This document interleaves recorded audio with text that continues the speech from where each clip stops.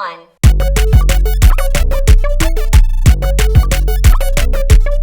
Hello, welcome to a new series on the channel we're calling Reconstructed, a series where we take the latest cycle of pre-constructed decks that Wizards has released, and we spruce them up a bit. Yeah, this is different from other pre-constructed videos, because we're trying to keep as much of this original idea and original precon intact, just buffing the edges, getting a little rust off here, washing the potatoes, dicing the carrots. Think of it like a commander deck Ship of Thesis.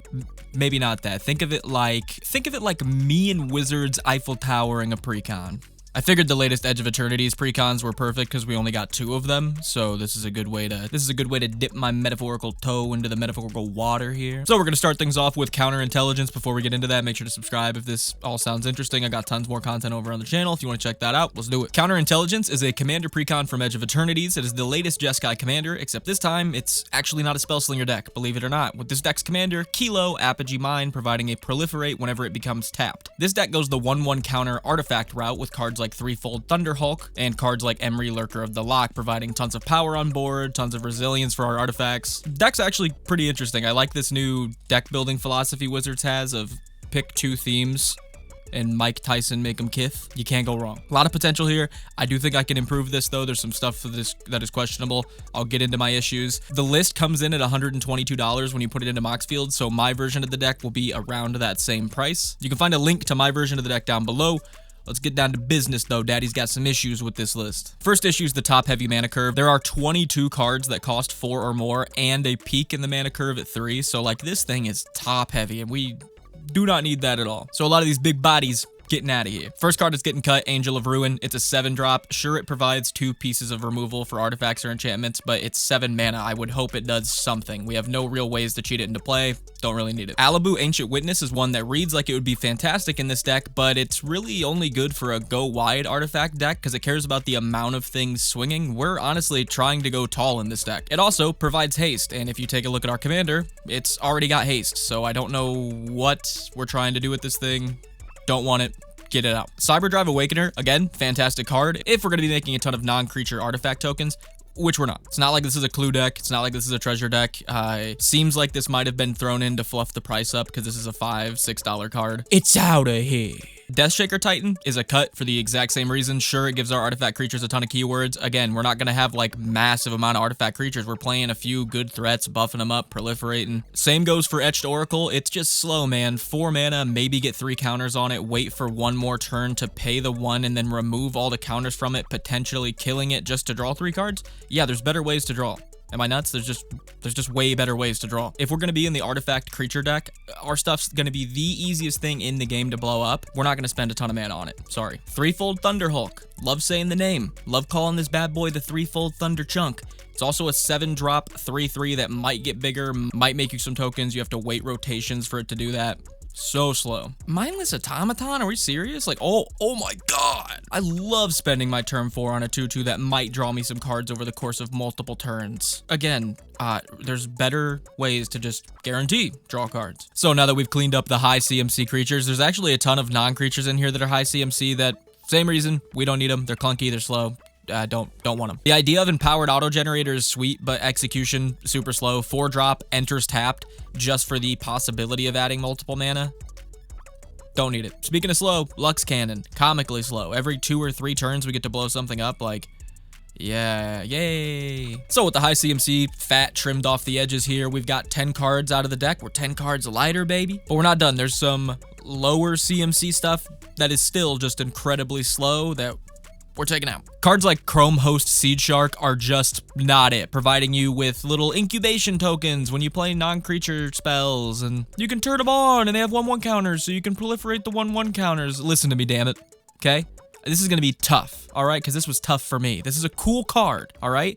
It reads so strong and so cool. That's part of the issue, okay? It's clunky. You'll never find a good time to flip these things over. It reads really strong for how cheap it is, so someone's just gonna smoke it right off the bat because they're gonna be like, oh, he's gonna try to like do something that's gonna kill us with that thing. No, you're not. You're just gonna get some passive value you'll never find time to use. You know how bad I want to put this in Arna? Do you know how bad I want to put this card in Arna? Do you know how many times I've put this card in Arna? Do you know how many times I've played this card and it has made me so many tokens that I do nothing with? There's a reoccurring theme here. All the cool stuff so far that's in this deck is like, hey, you might be able to do this cool thing. There's ways to just guarantee do cool things. You know that, right? Let's do that. I'm telling you, this card clunks up the works. It's out of here. Golem Foundry is gone. This thing is some draft chaff. I didn't even like it 13 years ago when it came out. You think I like it now? Like getting a 3/3 golem every 3 charge counters? Yeah, I'm okay. But Nick, we can proliferate them. I don't care. Titan Forge giving us 9/9s isn't enough. It's out of here too. There's also a couple cards that just don't make sense to me in this list. Pendant Prism is cute, I guess. Nothing else to say about it. It's gone. Run a normal mana rock. We don't need this thing. And Soul Guide Lantern? Like, why the random graveyard hate? As a graveyard player, we don't need one piece of random graveyard hate. One, for deck's sake. For deck's sake, dude, get this out of here. For two, we don't need that kind of hate around here. And boom, we got 15 cards out of the deck. The next step here is to figure out what we're dealing with, like card draw, mana ramp, removal, board wipe wise in the list now. As it stands, the deck runs 8 card draw spells, 9 mana rocks, 4 removal spells, yeesh, and 3 board wipes. Seeing that we didn't remove that many of these, we need to up these numbers like yesterday. I like to run 12 of each of these, so 4 card draw spells, 3 mana rocks, and 8 removal spells are going to be needed here, which wouldn't you know it is exactly 15 cards. Damn, I'm good. Don't worry though, there's going to be more bonus card suggestions. I'm just not so sure where to put them. We also got to keep all the deck's win conditions. The deck still runs Kappa Cannoneer for a great win con, unblockable, gets huge, proliferate it. Lux Artillery can do some big damage, and Darksteel Reactor can straight up win us the game. So the 4 card draw spells I'm going to add are Padim Console of Innovation, providing a hexproof for all of our artifacts, while also drawing us a card on our upkeep if we control the highest CMC artifact, which, like, we still got some thick thighs over here. We're going to be fine. Lasheel, Clockwork Scholar, is another one that I was kind of shocked wasn't in the deck to begin with, preventing combat damage to our attacking creatures, so eat your heart out, Death Touch Spiders, while also giving us a card draw each turn when an artifact creature ETBs. That's awesome. Forensic Gadgeteer, another banger, providing a clue token whenever an artifact spell is being cast and reducing activated abilities of artifact spells, so those clues cost 1 less. Cards like Moxite Refinery and Inside Enigma cost 1 less. We love it. And finally, for card draw, 1 with the machine more often than not will be 4 mana, draw us 4+ cards, which that's just a great going rate. Put it in here. So as far as the 4 mana rocks are concerned, I'm not sure why the deck runs Enthusiastic Mechanaut, Ethereum Sculptor, and drew the line at Foundry Inspector, but we're going to put Foundry Inspector in here because, yeah. Springleaf Drum, I'm shocked this wasn't in the list. 1 mana, you can tap it, tap a creature you control, and add 1 mana. Wait a second, do we care if our commander gets tapped? Oh, we do? We get a 1 mana rock that also can activate our commander's proliferation effect without having to attack with it. I don't know why this isn't in the list. Here it is. And finally, Aetheric Amplifier. Like, what are you doing, Wizards? A 3-drop mana rock that doubles the counters on stuff? Does that seem like something this deck would want? If you answered yes, you have a brain. Good for you. It's actually a commodity. Keep in mind though, we also need 8 removal spells, so I just threw in some basics: Abrade for artifact removal, Negate for non-creature spell removal, Crush Contraband for artifact and enchantment removal, Disenchant for some more artifact and enchantment removal, Reality Shift for creature removal, Resculpt for artifact and creature removal, Curse of Swine for single target or mass creature removal, and Is It Charm for some burn, some removal, some loot. We love a good charm. With all the basics in order, all the high CMC, slow execution stuff trimmed off here, the list is way smoother, has a way better game plan, and it comes in at $119, so it's actually under budget here, but we're not done yet. I still have some cards that I think would be fantastic in this list. I just wasn't sure what to take out for them, so if you've got some suggestions, drop them in the comments. I really like Triskelion. It's a little on the high CMC side, but being able to remove counters to deal damage to stuff, it feels kind of like a budget walking ballista. I think that's really good in this deck. Just need to find a place for it. Flux Channeler and Metastatic Evangel are both really cheap proliferation engines that I think would be fantastic in here, along with Lae'zel, adding an additional counter whenever we add a counter to stuff. So that pretty much is a double proliferate when you think about it. That's actually great in this deck. So if you've got a suggestion on what we could take out for these, let me know down in the comments. And with that, let's move on to the World Shaper Precon. The World Shaper Precon. This Lands Matters sacrifice deck is an absolute unit with cards like Evendo Brush Razor giving us bonuses for sacrificing permanents, and cards like Baloth Prime loving when we play lands in and out of graveyard. With a Crucible of Worlds stapled onto our commander and the ability to provide huge buffs to creatures whenever a non-token permanent is sacrificed on our side. Lands.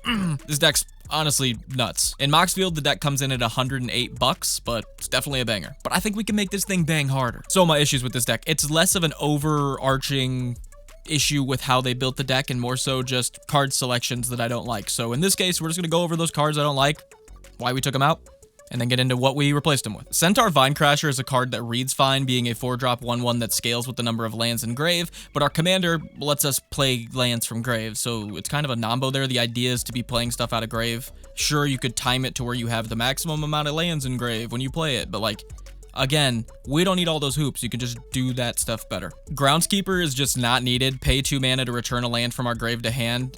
Do I need to say it again? Our commander has a Crucible of Worlds stapled onto it. These effects are kind of a hat on a hat. Mazarek Crawl Death Priest is okay, being a 5-drop flyer. Scales when anything is sacked, so, oh, it's gonna get huge. It's also really easy to destroy. It's just gonna get blown up. They read it, they go, yeah, I'm alright on that. Also, World Breaker, sorry, big guy. 7 mana is way too much mana, like, most of the time. Sure, we get a guaranteed exile removal when we cast it, but, like, I spent 7 mana. I would hope I got something guaranteed. Not great. Escape to the Wilds is another one I'm not a huge fan of. I might get eaten up on the comments for this, I'm not sure. It feels like you're using 1 turn to do nothing, so you can have 5 extra cards that everyone can see to potentially use until the end of your next turn. It reads better than it is. I feel like you're like, pay 5, exile 5, go ahead, wait till this next turn, though. Now I got 5 cards to use on this turn, dude. Well, I guess I only have mana to really use 1 or 2 of them, and you saw which cards I got when I passed around, so you're probably gonna just keep mana open. You're probably just gonna keep mana open to stop. Yeah. Formless Genesis. Again, make a thing that scales with the amount of lands in grave. We're gonna be playing lands from grave. Again, you could time it if you wanted to jump through some hoops and be like, hey, but I timed it to get a 7/7. Cool. Matter of fact, Urg, Spawn of Turg, I was going to keep you because I really like your name. You got to go. Scales with lands engrave. We don't need it. Bye-bye. These 8 cards were honestly all I could find. Outside of the Taval Precon and the Bellow Precon, this is like one of the better Precons I've seen. If you could find one of these at your local game stores, pick one up. But now let's jump into the card draw, mana ramp, removal, board wipes of the deck. As it stands, the deck runs 8 card draw, 15 pieces of mana ramp, 8 removal spells, and 3 board wipes. Which, wouldn't you know, we need 4 pieces of card draw, 4 pieces of removal. That equals 8. We're too good at this. So for the card draw, I added Toski, Bearer of Secrets. Turns combat into card draw. That's going to be great. Inspiring Call. Turns 1/1 counters into card draw. Again, in this deck, that's going to be useful, seeing as our commander will also dump 1/1 counters on stuff. Vraska Joins Up turns commander damage into card draw, and Death Reap Ritual to turn creatures dying into card draw.